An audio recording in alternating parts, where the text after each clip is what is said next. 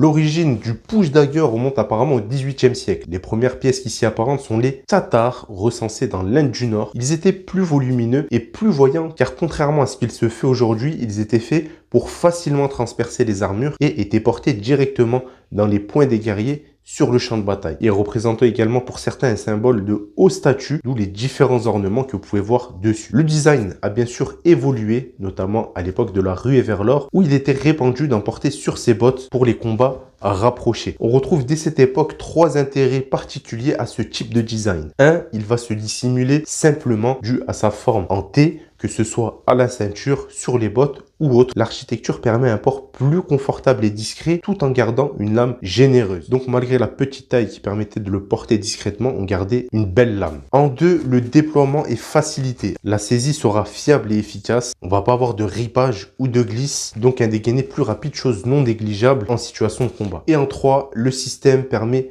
d'engager sa force simplement, offrant un grand pouvoir de pénétration, notamment en continuant à pousser la lame une fois pénétrée. Ça permet de passer au travers de protections simplement et faire de profondes blessures aussi facilement que de mettre un coup de poing. Moi, ce qui me fait vraiment sourire avec ce type de couteau, c'est que ça a été imaginé seulement et uniquement pour le combat. Il n'y a pas d'autre utilité. Et c'est, je pense, le seul couteau qui n'a pour vocation que de se fight avec. Bien entendu, on a eu pas mal de couteaux à vocation martiale, mais leurs origines n'étaient pas forcément prévues pour le combat. En référence, le karambit, qui était à la base un couteau paysan. Ou si on avait des créations qui étaient prévues pour le combat de base, ça restait parfaitement utilisable comme outil. En référence, le poignard. Même si c'était à la ceinture des assassins, ils s'en servaient pour autre chose. Pareil pour les baïonnettes. C'était fait en bout de fusil, mais les soldats n'hésitaient pas à couper leur saucisson avec. C'était quelque chose d'utilisé pas seulement pour le combat. Ce que je vais vous faire comprendre, c'est que personne va penser à prendre un push knives pour faire des copeaux de bois ou trancher un steak, contrairement à tout autre type de couteau. C'est une arme qui est faite pour transpercer son ennemi. C'est fait pour ça. Et ça, c'est quelque chose qui est propre au push dagger dans le monde du couteau. Tout ça pour vous introduire, les camarades, le projet numéro 6 de chez Station 9. Un push dagger de 12,7 cm pour 6 mm d'épaisseur. Fabriqué entièrement en G10, qui est un mélange de fibres de verre et de résine époxy. C'est une matière qui va offrir 3 avantages. Premièrement, il est extrêmement léger. Donc en termes d'emport, absolument pas gênant. Même si c'est pour aller faire un footing avec, il n'y a aucun souci. Deuxième chose, c'est très peu cher. Donc on va pas avoir peur de se le faire confisquer, de le perdre, etc. Ou de le laisser dans la couenne de son adversaire. Et en 3, et c'est peut-être la chose la plus intéressante, il est totalement indétectable. Pourquoi ça va être intéressant? Tout simplement car ça va éviter de faire réagir les différents détecteurs de métaux, que ce soit des portiques ou des raquettes. Donc là, vous voyez, ça bouge pas. Et avec un push en métal.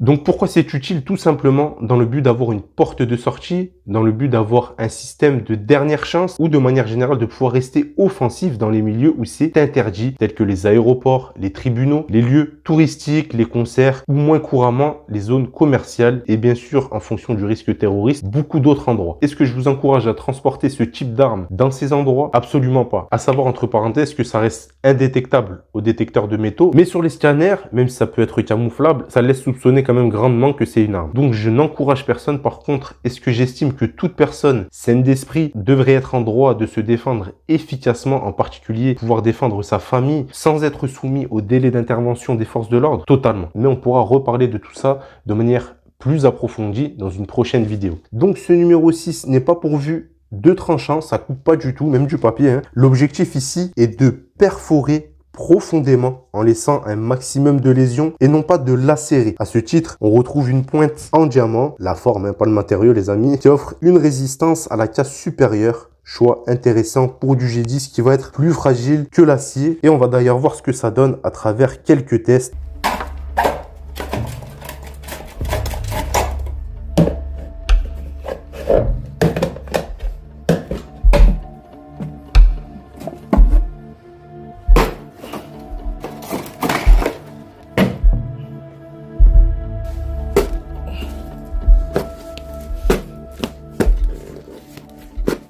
Donc pas de doute sur son pouvoir de perforation, comme vous l'avez constaté. La lame en forme de pointe de flèche va causer de sacrées lésions et si on y met un peu de torsion, ça va rapidement devenir une vraie boucherie. Bien sûr, on parle ici de situation de survie, se défendre au quotidien de manière générale de toute façon avec un couteau ou une arme autre que ses poings. Ça peut être abusé, après bien sûr tout dépend de la situation. La prise en main est très stable grâce au pommeau qui va venir épouser le creux de la main. On a de la matière de quoi sérieusement boxer. C'est une des caractéristiques intéressantes d'ailleurs avec le push dagger, c'est que si vous connaissez, si vous maîtrisez un peu l'anglaise sans être forcément un professionnel, ça va être un grand avantage pour l'utilisation d'un push dagger. L'étui est anti-dex, ici pas de partie magnétique pour rester dans l'indétectable. Il est efficace, aucun souci de mon côté en termes de rétention. Niveau emport, si on reste dans le principe de la dissimulation, on va avoir le traditionnel dans la botte. Mais bon, vous portez des chaussures hautes, c'est pas toujours le cas pour moi.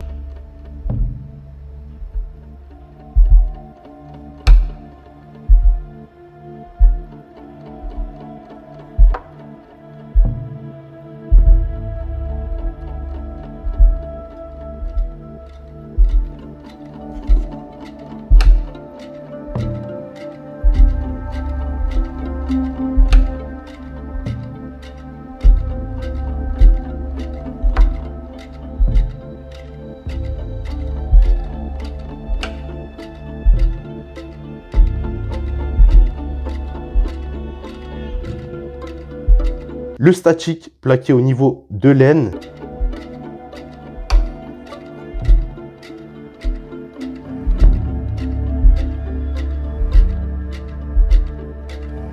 Ou au niveau de l'aisselle avec un système de harnais dont j'avais parlé à la fin de cette vidéo que je vous encourage fortement à aller regarder.